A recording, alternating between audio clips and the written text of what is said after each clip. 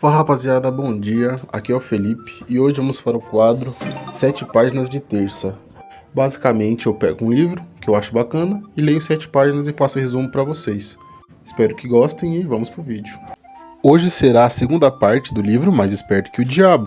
E nessa parte o escritor Napoleon Hill fala muito mais em metáforas, pois basicamente ele quer que nós entendamos o quanto o medo pode prejudicar.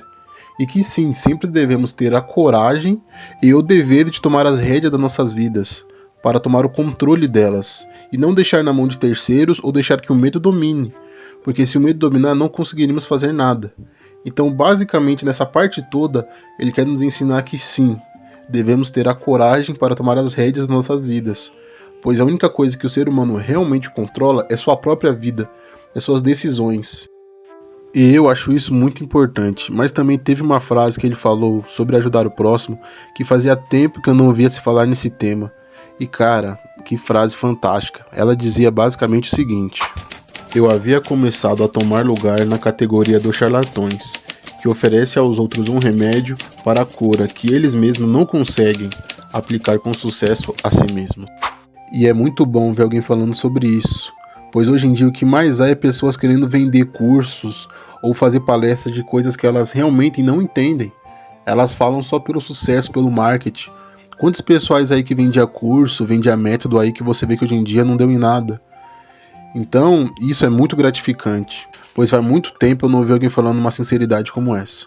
E essa situação sempre existiu, como na época de Jesus, que até ele mesmo falou sobre isso, que ele disse: para você ajudar o seu amigo, seu parente a tirar o cisco do olho, antes tire a trave que está no seu. E creio eu que ele queria dizer basicamente o seguinte: antes de você querer ajudar os outros com certo problema, arruma esse problema na sua vida. Tira ele da sua, se transforme, melhore. Assim que você tirar esse problema da sua vida, aí sim você tem autoridade e conhecimento o suficiente para tirar da vida do outro. Basicamente, creio eu que ele quis dizer o quê? Melhore a tua vida para poder, aí sim, com verdade, ajudar o próximo. Ou então, há um modo mais simples ainda de explicar isso, como por exemplo, não tem como você ensinar alguém a dirigir se você mesmo não sabe. Não adianta você achar que sabe as técnicas, você nunca passou por aquilo. Então, antes de você querer ensinar alguém a dirigir ou qualquer outra coisa, aprenda, para assim poder passar a verdade, não enganar a pessoa. Porque quando você passa uma informação errada e a pessoa realmente acredita no que você disse, você vai trazer muita dificuldade, muitas pedras para o caminho da pessoa. E isso vai deixar a trajetória dela ainda mais difícil, pois ela está acreditando no que você falou. Resumidão. A segunda parte começou com um acontecimento bem interessante, a morte do seu amigo, que ele diz basicamente que o amigo dele estava deletando os crimes na cidade e os criminosos não gostaram muito da situação e decidiram matar o amigo dele. Mas houve um fato que basicamente o prejudicou bastante, pois os bandidos, como ele era bem próximo desse amigo dele, acharam que ele estava envolvido nesse caso. Então os mesmos chegaram para ele e falaram o seguinte: você tem um prazo de 3 dias para sair da cidade. E ele ficou muito aterrorizado com isso, e como qualquer ser humano normal, saiu da cidade. Após ele sair da cidade, ele foi morar com um amigo, e ele sentia muito medo, tanto que qualquer carro que parasse na frente da casa dele, com vidro escuro, todo filmado, ele se escondia, entrava dentro do porão armado e ficava só esperando alguém abrir a porta. Ele começou a andar armado e ele ficou com muito medo, aquilo traumatizou ele de uma maneira gigante.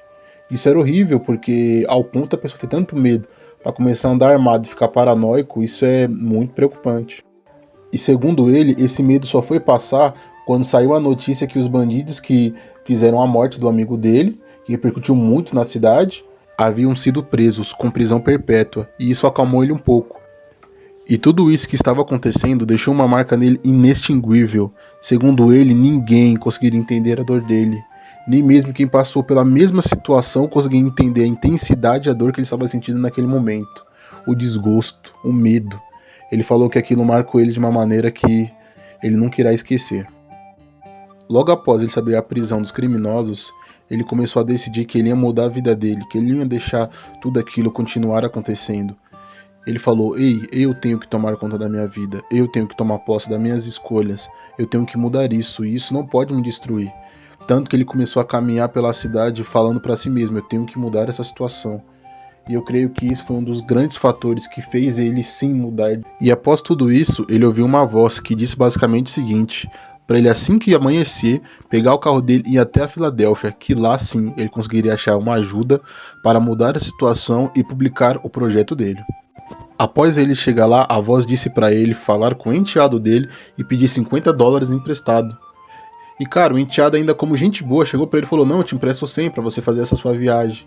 E ele diz: não, eu preciso só de 50. Essa voz basicamente falou para ele pedir dinheiro emprestado para os outros. Tanto que ele chegou a comentar no livro que se o enteado dele soubesse que ele tá pegando $50 porque uma voz na cabeça dele estava falando, com certeza falaria para ele ir pro hospital psiquiátrico. E sinceramente eu concordo, cara.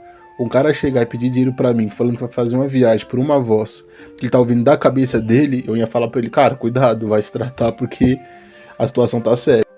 Após chegar lá, a voz falou pra ele ficar no hotel mais luxuoso, o mais caro, que basicamente consumiu o dinheiro dele por completo. Ele poderia ficar diárias em hotéis de $1, como ele diz, mas a voz mandou ele ficar no hotel mais luxuoso, que basicamente a diária consumiu o dinheiro dele completo. E ele aceitou. E cara, em história isso normalmente dá certo, mas na vida real você ia voltar sem dinheiro, sem nada e só com mais dor de cabeça. Após isso, essa voz explica para ele o que está acontecendo. Ela fala que basicamente existe dois seres dentro de todas as pessoas. Uma é a fé e outra é o medo. E ela diz que você escolhe quem vai dominar sua vida, a fé ou o medo. E após tudo isso, ele basicamente explica que esse novo eu, que é a fé, a força de vontade, não vai fazer nada por você, ela só vai te dar a motivação. Ela não vai te dar carros, te dar dinheiro, te dar luxo, ela só vai te dar motivação. E ele basicamente diz que é isso que você precisa para conquistar tudo que você queira. Mas se você fazer isso muitas vezes, creio eu que isso se torna imprudência, e isso normalmente é caminho de derrota, pois você só tá indo, só vai com a fé, e quando der o errado, como você vai estar preparado? E aí? Vai passar fome, vai depender dos outros de novo. Creio eu que um planejamento conta e vale bem mais em qualquer situação. Eu acho que só ir com a fé da vitória normalmente não dá certo.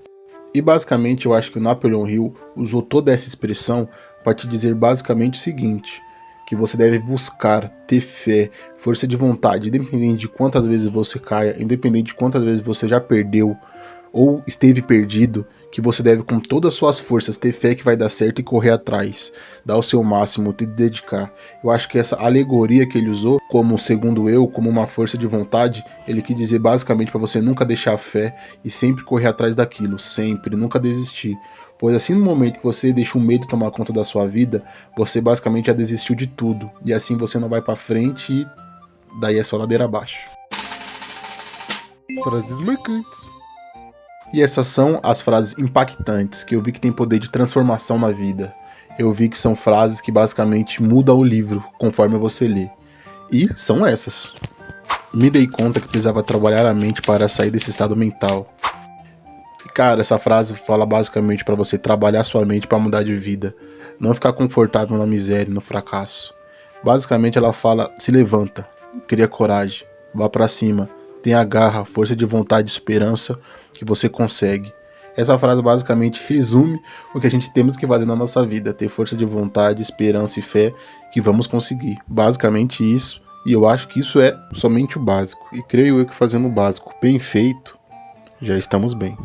E esse foi basicamente o conhecimento e entendimento que eu tive hoje no 7 páginas de terça. Espero muito que vocês tenham gostado.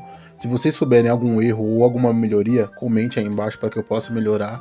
Muito obrigado por ter visto até aqui. Espero que tenha sido uma experiência agradável para vocês.